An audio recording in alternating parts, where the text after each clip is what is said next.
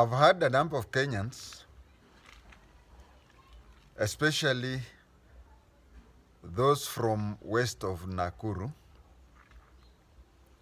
saying that General Ogola's son, by him stepping into his father's grave, is cursed. And if you look at their statements, they sincerely is that they are not concerned that the boy is going against the tradition, doing the indomitable. Their main concern is that the part the boy played, I call him the boy because I'm 6 months older than General Ogola by birth. So when they say that, when I say the boy, I'm referring to he's my son. They are saying that he's cursed because he entered into his father's grave. But the real reason is that they are annoyed with the way he handled issues about his father. Well, the death of his father, I've covered that. We have had so many plane crashes in the disciplined forces, especially helicopters. Maybe the death of a senior officer will now, because every time the government says we are going to investigate,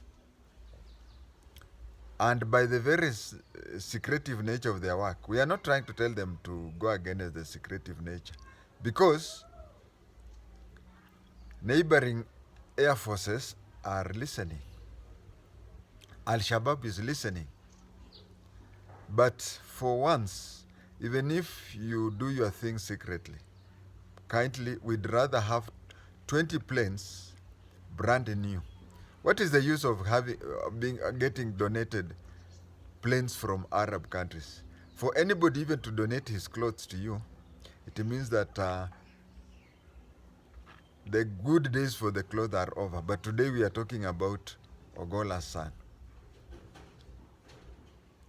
Yes, when you become a national figure, you put on more than one cap. You are the family man. You are a national person. We should admit that, and we should appreciate that. That is okay. But let us look at it this way. If every death of every senior person from a certain region is classified as assassination, then we even spoiled the chances of, you see, we have people. We have Bai.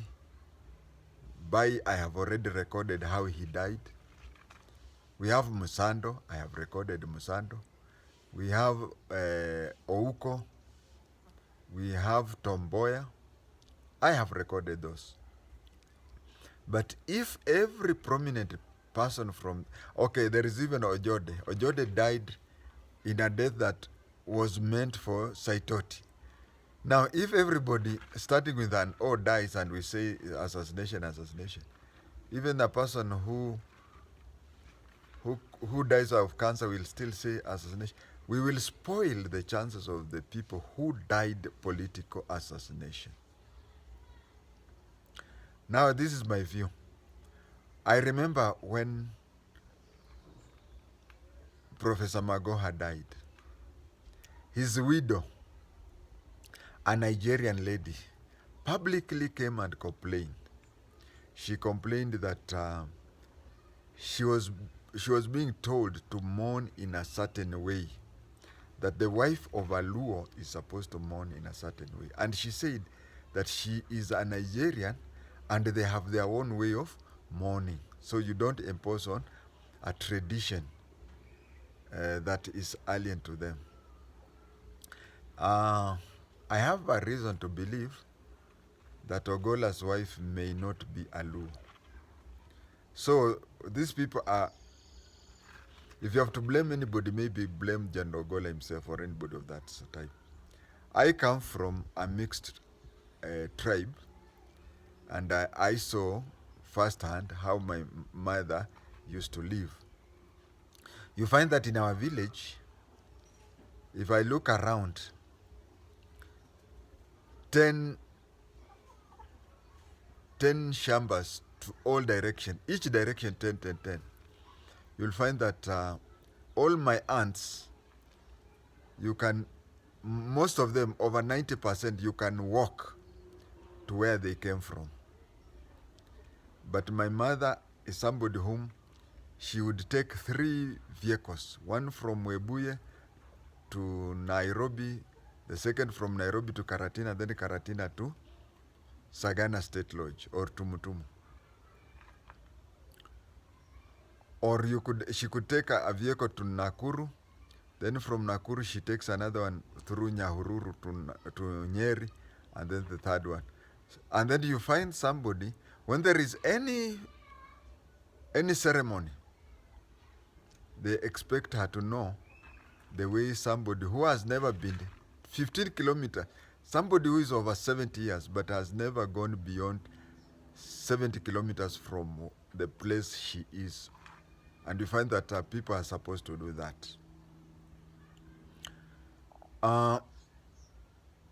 What was general? We have to ask ourselves, supposing General Ogola had the capability and capacity to tell us, was he unhappy with his son entering his grave? Who knows?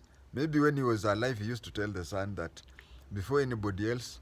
So let us ask ourselves that. And then curses do come when there is an ill will.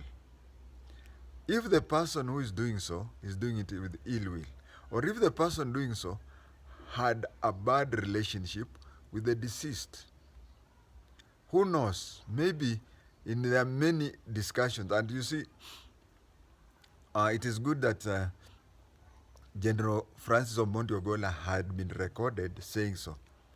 But this is one thing we were told when we joined Kiganjo first day, that once you join the police or any of the disciplined forces from day one, you have signed your own death certificate. Take an example. In Nairobi, I am trained in GSU, I am trained in Kiganjo, I'm trained in CID, I'm trained in Special Branch, and the way I am dressed. And I go to the street, you see a police officer who has only spent 1 year in Kiganjo working in uniform and with a gun. Suppose I just take 3 seconds to snatch the gun and kill him.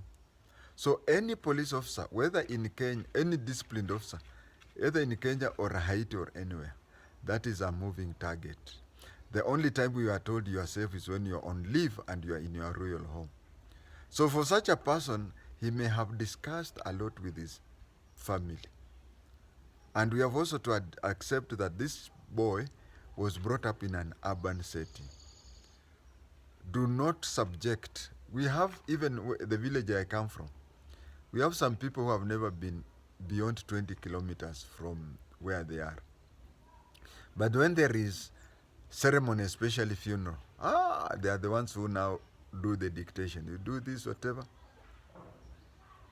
There are things, for example, there is a lady who was employed with me the same day in Kiganjo. We have been meeting several times. Of course, we could talk about our family, but in passing. For some reasons I may not understand, we used to comment, oh, watoto wako, baba yao wako. I could also say watoto wako, mama yao wako.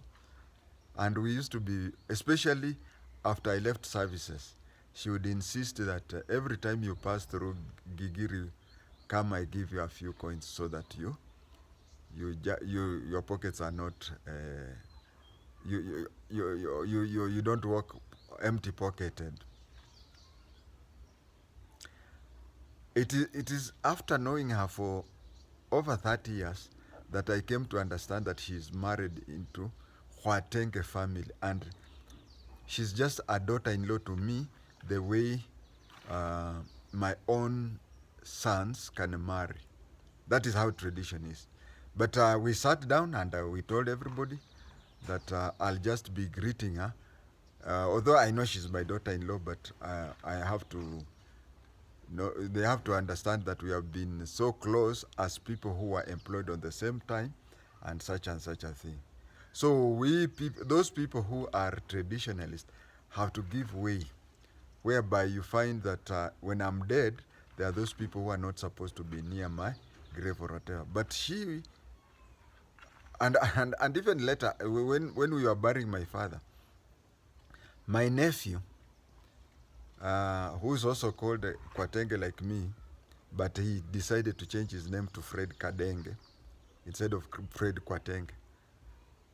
Uh, he surprised me the other day by telling me that his wife's mother, his mother-in-law, that is, comes from the same village where my own mother came from.